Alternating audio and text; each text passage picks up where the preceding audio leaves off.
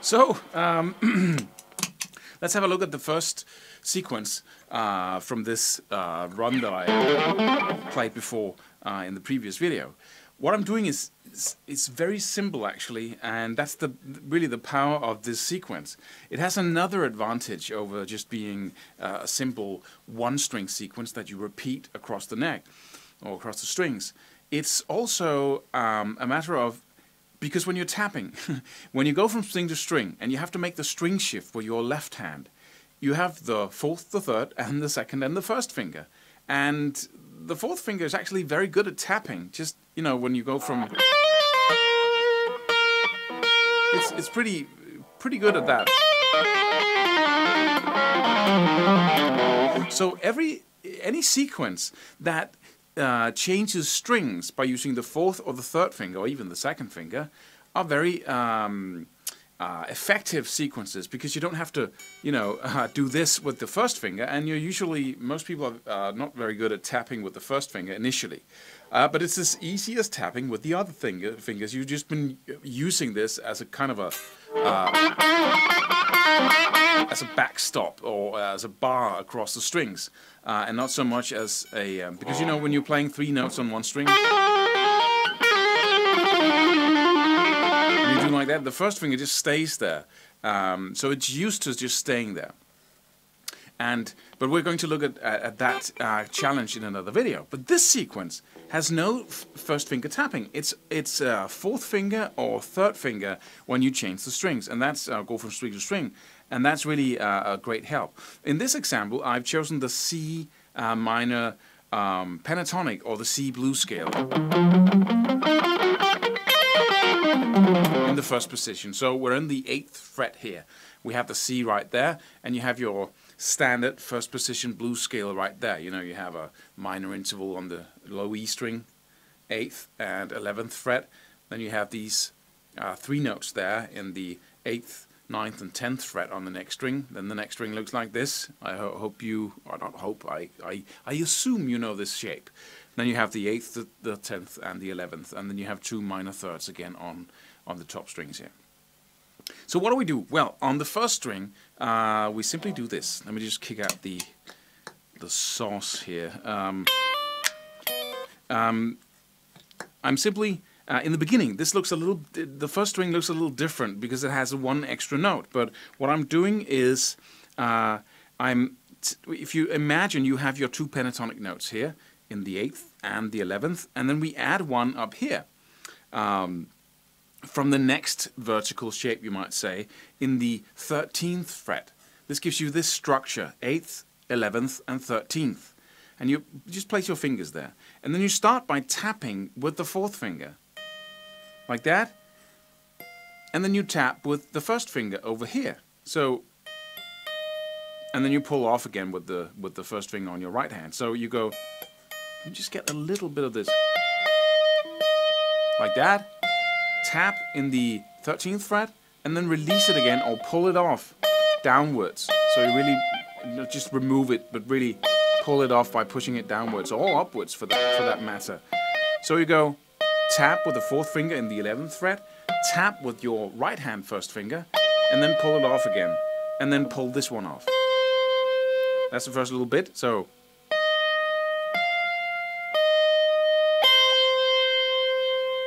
again, 4th finger, 11th fret, tapping, then tapping, 1st finger, right hand, 13th fret, pull it off again, and pull this one off.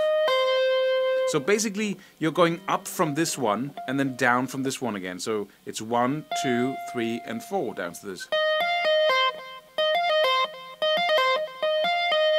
And the next thing you do is you just tap this 13th, the note in the 13th fret on the high E string again, and release it down to, not release, but pull off down to the 8th fret again. So you go, and then, so that's the whole melody.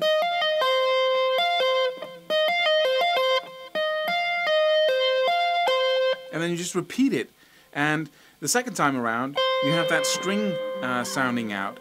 So it's very easy for you to go tap that note again with your 4th finger, and then go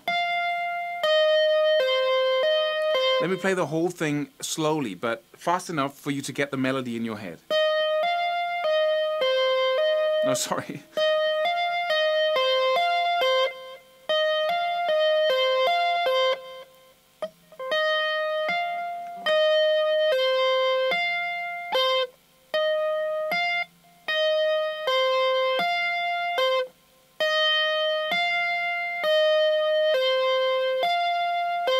And that's the whole thing, almost. The rest is details, but what you do with this then is just sit down, because this is the whole run encapsulated into one string exercise.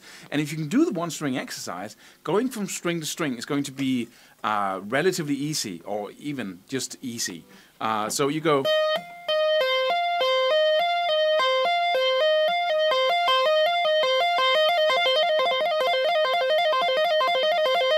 And practice this with a metronome. Say,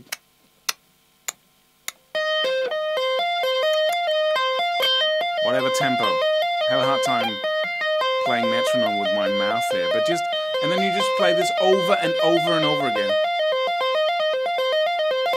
And what you then do when you shift strings is you just play the exact same thing. So you went from, right, that was the whole thing. Then instead of starting over on this string with your fourth finger, you're just starting over on the B string with this finger. And because the scale looks like it does, it's the exact same frets on the B string. So now you have two strings. You can go, and then two, right? So instead of staying on one string, you're just going.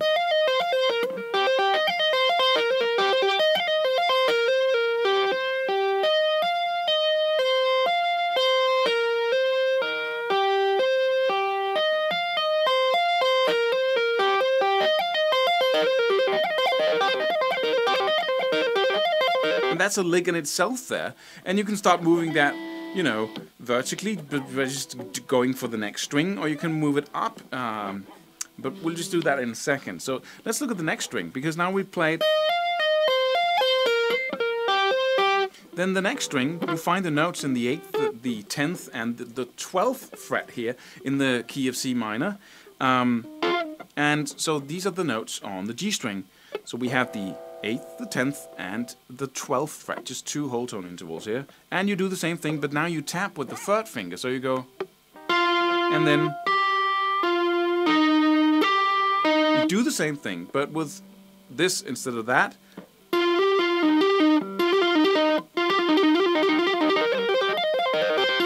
So you go, next string, next string. Then on the next string you have the 8th, the 10th, and the 13th fret instead of the 12th. So we go tapping with the third finger again in the 10th fret.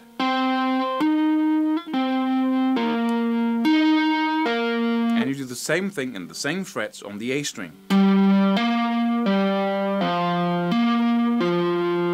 And then you can do it in the 8th, the 11th, and the 13th fret on the low E string. Just the same frets as on the high E string.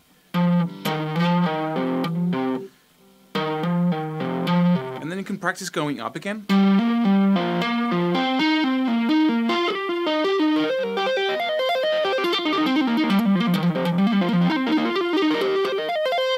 So you can take it back and forth, it looks the same way, because it's a one-string sequence, really, that you're just moving up and down. So let me play that, just the whole thing slowly. Or semi-slowly here.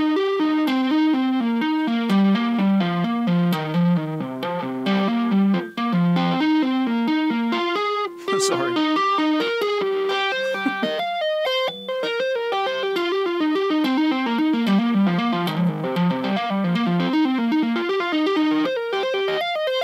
So, very effective, and not that hard to practice. If you start on one string and just go, and get that down first, and then go for the other string. And what you do with this, of course, if you're new to it, is that you first use the metronome, practice it in time, so you have a da da da da da da da da da da da click, click, click, click. So it gets a sound like click, click. See if you can play it in time, so you don't want certain parts of this to be faster than other parts. You don't want to practice like that. You have to practice in time. Do not do this. That is just a recipe for disaster, and you're not practicing anything when you're doing it. You're just practicing becoming a very bad, out of time player. So don't do that. Instead, use the metronome. Click, click.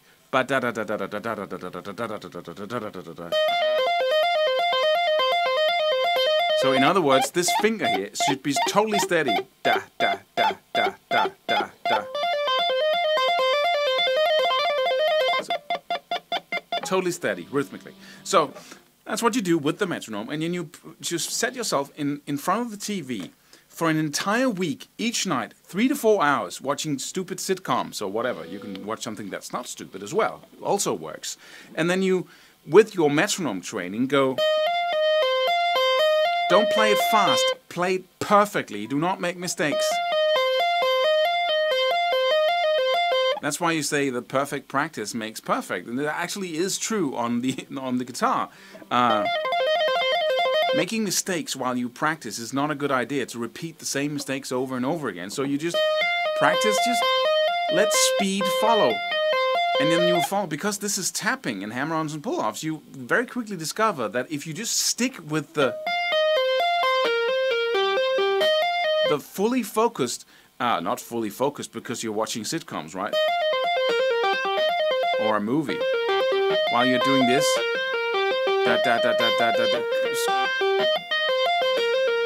And then gradually, after 3 or 4 days of this, it just becomes blah blah blah blah. It just becomes one movement. And that's when you start listening for, are there any notes in this that are not clear? And it's often when you go from string to string.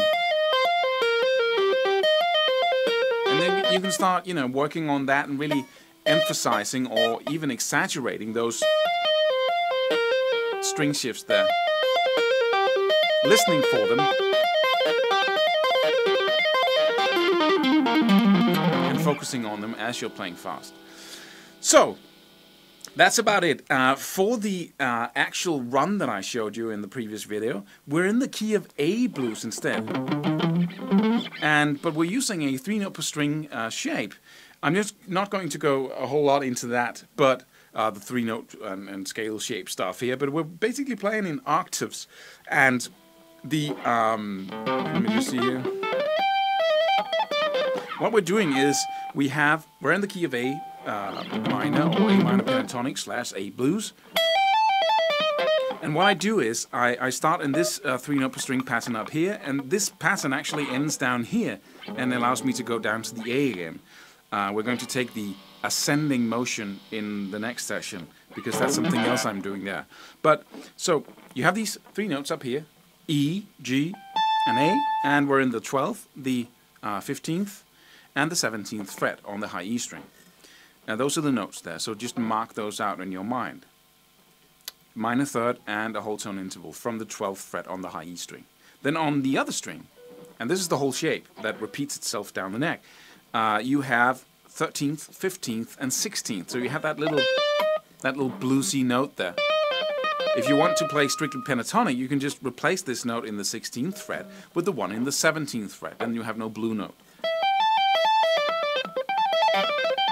It also makes it the same frets that you're tapping here, which makes it a little bit easier. So, what I'm doing there is the same thing. I go something like that anyway. And all I do then is just do the same thing, but 1 octave lower. And that would look like this. On the G string, you have a note in the 9th, the 12th, and the 14th fret. So that's the same thing as up here, only one octave higher. And then right here, on the D string, you have a note in the 10th, 12th, and 13th fret. And that's the exact same shape here as up here. They relate to each other in the exact same way. What you do to get this right is that you mark out the place where you're shifting strings. So in your mind's eye, so you go, and then you mark that spot, that 12th fret there on the G string. You just mark that out in your mind's eye, so you can go, and then you know you're going to hit that note right there in the 12th fret with that finger, and that's how you change and go back to another, or go down to another position where you can do the same thing. Of course, it repeats itself on the lower two strings here, and that would be on the E and A string in the 7th, the 10th, and the 12th fret. And then you have the 11th, the 10th, and the 8th fret. But just look at the tabs, and then I move down to the A again there. So that's basically the sequence. But then I add just a little thing to get this whole thing started. So instead of tapping, or you can of course do that, you can just start on the second note in the scale, or your three-note scale here, or you know how it looks on the E string, and then you instead of just starting there, you add a note. You add the first note on the string. So you just add that, and you can pick that. You can come down from that. You can go. So that's where you start actually. But I didn't include that because that would mess up the logic and the simplicity of the sequence there. So all you do is just play. But instead of going, you just hit that E there in the 12th fret first. So it comes to, instead of going, it just goes da da da da da da da. So there's a little inlet there, and it works really well to use that first note. So you just add that one note there in the beginning. A little way to expand it is to move your first finger in the right hand. So instead of, let's go back to the C minor shape in the 8th fret instead. And because you can do a little variation here that actually makes the lick more complex. Instead of going that last note that you're tapping on each string, you move that down to the next note. So you go, and then instead of tapping that, you tap this. And that makes your hand go back and forth like that. So you go. So instead of having that anchor point or that pedal tone up there, you move it so you get a sequence that sounds like this. But that's another challenge, and I recommend that you start by learning that sequence first, and then going. Because of course, when you're jumping back and forth like that, you risk not hitting the actual note, and you can't really anchor your hand, because that would be logical to me. Just anchor my hand and then have the finger move instead. But that's not really practical because the angle of the finger goes like that. So I'm hitting one note like that and another note like that, and that just doesn't work because my nail is in the way here when I'm tapping like that. So you have to move your finger. But it's an option. But start with just the simple, and just get the experience of being able to play super lightning fast without having to spend, you know, months on it. Of course, this takes time. If you're a beginner or nearly a beginner, this takes time. But let's just say you just practice this like an insane person for a month each night, just in front of the TV. You just kept going back and forth, and then when you can do it like the fastest in the universe, you can start playing stuff, and then and start integrating it with what you know already. So you build that into it, so you can really use it when you improvise or play solos. So those were the words, and in the next video we're going to look at this upwards motion, or this ascending run, where we're doing something completely different. So until then, have a great time practicing this if you do want to.